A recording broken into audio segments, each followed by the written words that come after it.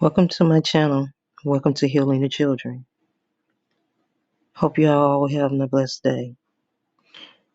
Distinguish spiritual sensitivity from mental illness in children involves navigating overlapping symptoms and different worldviews between traditional medicine and spiritual framework. Key challenge and distinction. Spiritual overlap. Phenomena like hearing voices or visions can be interpreted as either non-psychological spiritual mediumship or clinical hallucination or psychosis.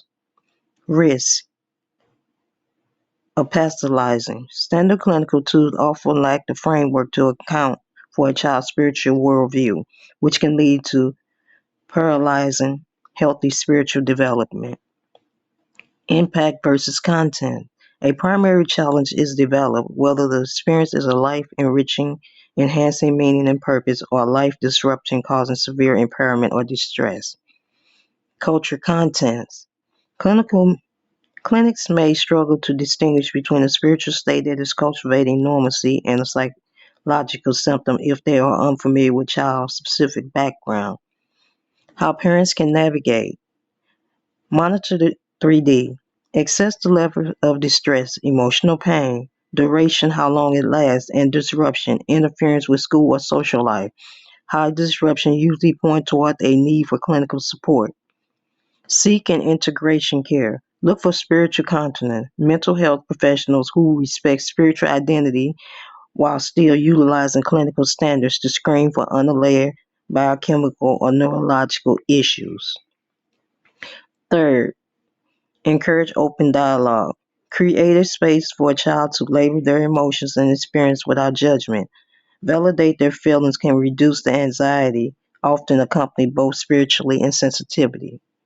And mental health struggles. Prioritize grounding. For sensitive children, focus on grounding activities like spending time in nature, maintaining consistent daily routines, and limiting screen times to help them manage intense stimulus. Be an advocate.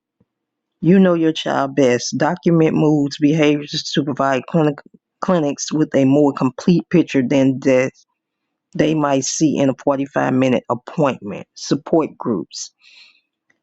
Connect organizations like NAM, National Alliance of Mental Illness, or spiritual support groups to meet other families of similar journeys and share effective coping strategy. This is bringing you other things to look at, to bring you up to date, to be aware of mental illness versus a child that is spiritually